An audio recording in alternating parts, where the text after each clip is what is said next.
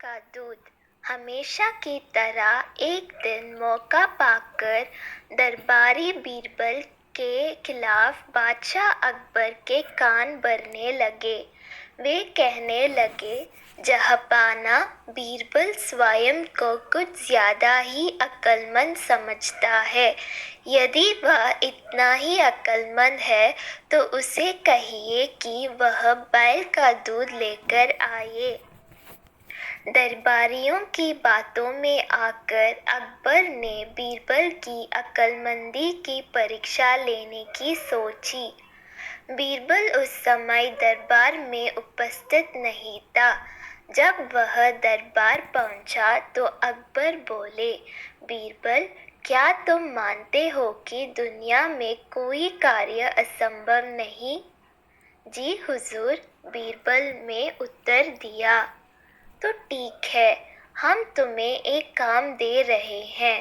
तुम्हें उसे 2 दिवस के भीतर करना होगा।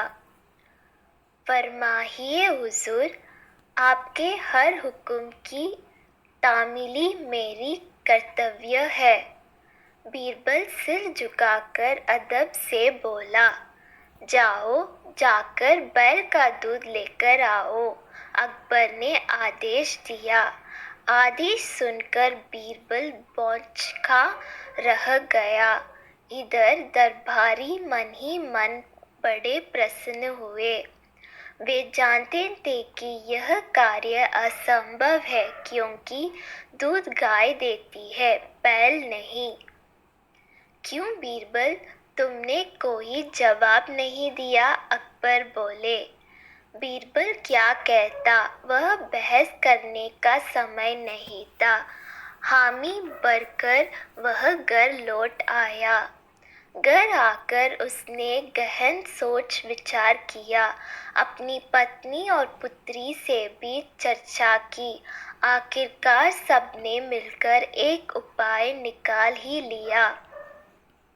उस रात बीरबल की पुत्री अकबर के महल के पीछे स्थित कुएं पर गई और पीट-पीट कर कपड़े धोने लगी। अकबर के महल की खिड़की उस कुएं की ओर खुलती थी। जोर-जोर से कपड़े पीटने की आवाज सुनकर उनकी नींद खुल गई। खिड़की से झांकने पर उन्होंने एक लड़की कुएं पर कपड़े धोती हुई दिखाई पड़ी। अकबर ने वहीं से चिल्लाकर उस लड़की से पूछा, बच्ची, इतनी रात गई, कपड़े क्यों धो रही हो? बीरबल की पुत्री बोली, हुजूर, मेरी माता घर पर नहीं है। वे कुछ महीनों से अपने मायके में हैं। उनकी अनुपस्थिति में आज मेरे पिता ने एक बच्चे को जन्म दिया। दिन भर मुझे उनकी सेवा शुश्रूषा करने पड़ी। कपड़े धोने का समय ही नहीं पाया, इसलिए रात में कपड़े धो रही हूँ। कैसी विचित्र बात कर रही हो बच्ची, आदमी बच्चे पैदा करते हैं क्या? अकबर कुछ नाराजगी में बोले। करते हैं हुजूर, जब बैल दूध दे सकता है तो आदमी भी बच्चे पैदा कर सकते हैं। बीरबल की पुत्री ने उत्तर दिया। यह सुना था कि अकबर की नाराजगी हवा हो गई और वे पूछ बैठे, बच्ची, कौन हो तुम? हुजूर, ये मेरी पुत्री है। पेड़ के पीछे छुपे बीरबल ने अकबर के सामने आकर उत्तर दिया। आओ, तो ये तुम्हारा स्वंग था? अकबर मुस्कुराते हुए बोले, गुस्ताखी माफ हुजूर, और कोई रास्ता भी नहीं था अपनी बात समझाने का। बीरबल अकबर की नींद में खलल डालने के लिए क्षमा मांगते हुए बोला।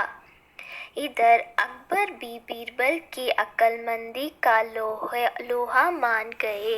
अगले दिन रात का पूरा वितरण दरबारियों को सुनाते हुए उन्होंने बीरबल को उसकी अक्लमंदी के लिए सोने का हार इनाम में दिया।